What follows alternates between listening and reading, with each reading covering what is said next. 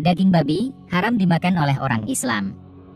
Beberapa waktu lalu, tim YT Crash Islam sudah membuat video panjang yang mencoba menguraikan ini dalam sudut pandang Islam.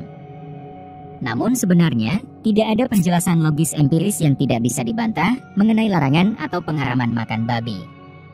Jadi, mengapa Islam mengharamkan mengonsumsi babi adalah semata-mata karena tertulis di dalam kitab suci. Titik. Namun, channel ini akan menguraikan dengan pandangan lain. Kurang adil rasanya jika memotret fenomena pengharaman hewan tertentu hanya dari satu sudut pandang. Karena itu, akan saya paparkan alasan pengharaman hewan tertentu menurut sudut pandang antropologi dan sejarah. Tentunya, ini bisa saja akan mengguncang keimanan. Yang sudah siap, mari kita simak.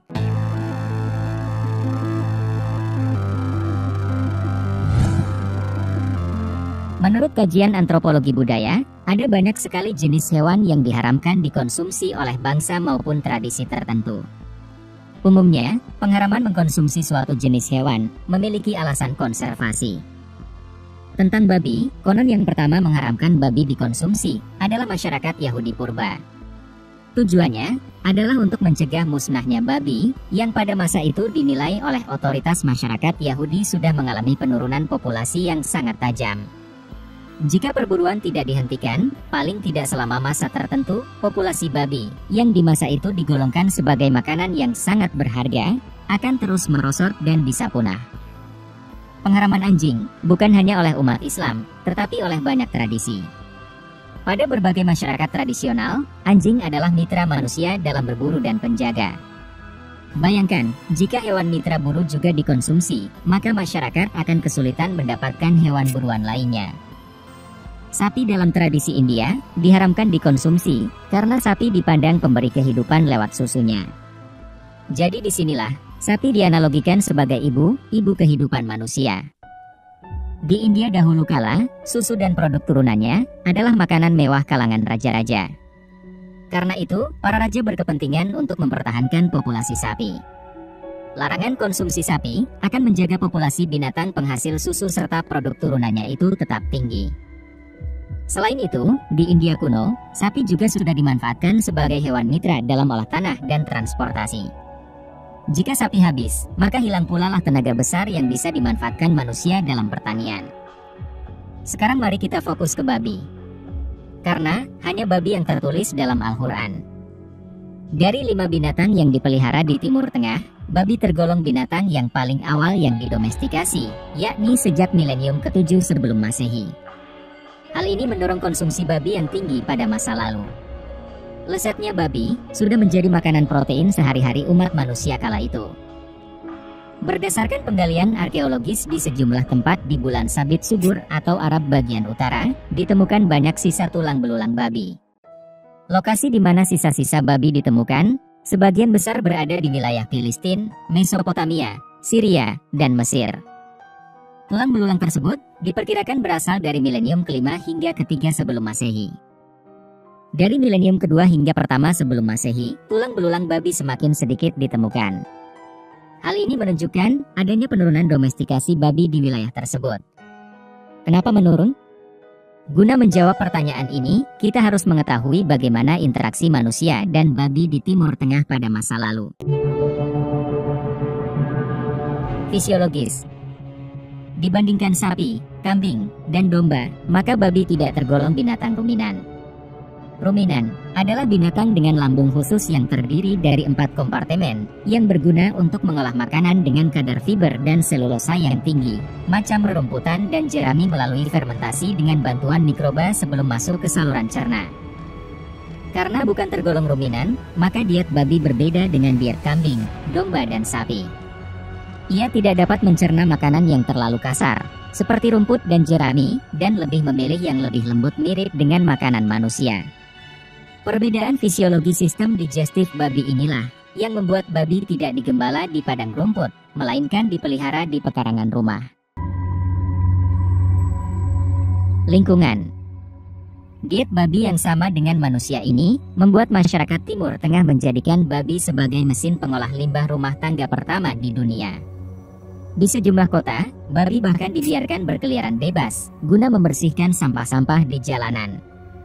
Sementara itu di Mesir, babi disertakan dalam proses pembibitan tanaman dengan menginjak lahan menggunakan kaki-kaki mereka. Babi sendiri memang dipelihara untuk diambil dagingnya, tapi komoditas paling mahal yang dihasilkan dari babi adalah lemaknya. Lemak babi banyak digunakan sebagai bahan pembuat parfum dan obat-obatan. Sebagai bahan konsumsi manusia, daging babi menempati posisi terbawah dibandingkan dengan sapi, domba dan kambing di Mesir, Anatolia dan Mesopotamia. Pada masa itu, para raja dan kalangan elit bangsawan menjadikan sapi sebagai makanan utama mereka. Kelas menengah memakan domba dan kambing, sedangkan rakyat miskin dan jelata memakan babi. Klasifikasi makanan ini membuat pemeliharaan babi bebas pajak beda dengan pemeliharaan sapi, domba, dan kambing. Budaya. Posisi babi yang tidak menguntungkan ini membuatnya dipandang sebagai binatang yang tidak suci. Herodotus bahkan mencatat, orang yang tanpa sengaja menyentuh babi akan segera terjun ke Sungai Nil tanpa melepas baju sama sekali, guna membersihkan diri mereka. Banyak kota di Mesopotamia, Filistin dan Mesir, babi dan anjing dilarang memasuki kuil karena dinilai bukan binatang bersih. Bahkan ada catatan di mana orang membatalkan ibadah korbannya setelah melihat babi menginjakkan kaki mereka di kuil. Larangan ini sebenarnya tidak mutlak karena pada masa Amenhotep III ada catatan mengenai pemberian 1000 babi dan 1000 anak babi ke kuil Ptah di Memphis. Selain itu, Seti I juga memperbolehkan babi untuk dipelihara di kuil Osiris di Abdos. Babi sendiri tetap digunakan sebagai salah satu binatang korban setelah melalui proses ritual yang rumit dan ketat. Korban babi biasanya dikaitkan dengan perempuan, yakni sebagai ritual kesuburan dan ritual magis macam guna-guna. Di beberapa tempat, babi juga digunakan sebagai pengganti pengorbanan manusia yang masih marak pada saat itu. Dalam Book of Dead bangsa Mesir, Set digambarkan dalam bentuk babi hitam saat berkonfrontasi dengan Horus untuk memperebutkan dominasi atas Mesir. Dalam teks berikutnya, Tuhan utama Mesir Ra menyatakan bahwa babi dibenci oleh Horus.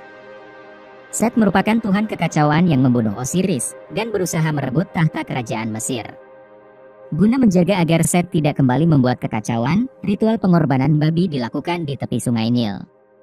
Pada upacara tersebut, babi yang dikorbankan secara brutal, dipotong-potong hingga hancur, dan sisanya disebar ke sungai. Ekologi dan domestikasi ayam. Kita sudah melihat bagaimana posisi babi yang dianggap rendah di kultur masyarakat Timur Tengah, yang meskipun termarginalkan, namun masih tetap survive hingga masa Islam. Faktor terakhir yang memberikan penalti terbesar bagi keberadaan babi di region ini adalah ekologi dan domestikasi ayam. Menurut Marvin Harris, salah satu penyebab pelarangan babi di Yudaisme adalah faktor ekologis. Keterbatasan ekologi dan geografis ini kemudian diperparah dengan diperkenalkannya domestikasi ayam sekitar milenium pertama sebelum Masehi, membuat pemeliharaan babi tidak prospektif secara ekonomi di Timur Tengah. Baik babi maupun ayam, sama-sama dipelihara di pekarangan rumah, dan merupakan binatang omnivora yang makan sisa-sisa makanan manusia. Maka ketika masyarakat setempat dengan kondisi ekologi yang buruk itu diberi pilihan, jelas mereka akan memilih ayam. Pertimbangan paling utama adalah, karena ayam lebih portabel, sehingga lebih mudah beradaptasi dengan kehidupan semi-pastoral. Selain itu, ayam juga menghasilkan produk sampingan berupa telur, yang juga merupakan sumber protein yang bagus. Babi dalam Bible dan Quran. Larangan konsumsi babi dan binatang-binatang lain dalam Judaisme dijabarkan dengan lengkap dalam Leviticus 11. Pada ayat 7 berbunyi, jangan makan babi. Binatang itu haram, karena walaupun kukunya terbelah, ia tidak memamah biak. Berbeda dengan Bible yang menggunakan sejumlah paradigma larangan, maka konsep makanan terlarang dalam Quran jauh lebih sederhana. Kita dapat temukan aturan tersebut dalam Al-Baqarah ayat 173. Sesungguhnya, Allah hanya mengharamkan bagimu bangkai, darah, daging babi, dan binatang yang disebut selain Allah. Bila kita bandingkan dua ayat itu, maka kita akan temukan fakta bahwa larangan konsumsi daging babi dalam Quran tidak dibingkai dalam satu rumusan apapun sebagaimana Bible. Di sini muncul pertanyaan, kenapa rumusan kuku terbelah dan memamah biak tidak muncul dalam Quran? Salah satu alasan yang bisa kita deduksi adalah konsep Bible tidak cukup kuat dalam memvonis suatu hewan menjadi tidak bersih. Setidaknya dibutuhkan dua kriteria agar seekor binatang menjadi kosher, yakni berkuku terbelah dan memamah biak. Sebaliknya, Quran hanya butuh satu kriteria saja agar binatang tersebut menjadi tidak suci. Keterbatasan konsep ini menyebabkan derajat ketidaksucian babi sama dengan unta dalam Bible.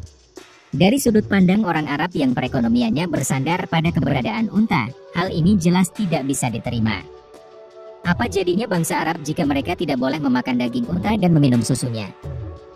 Guna memecah kebuntuan logis ini, Quran memberikan pemecahan paling jitu dengan tidak mencantumkan kriteria kosher sebagai alasan halal dan haram.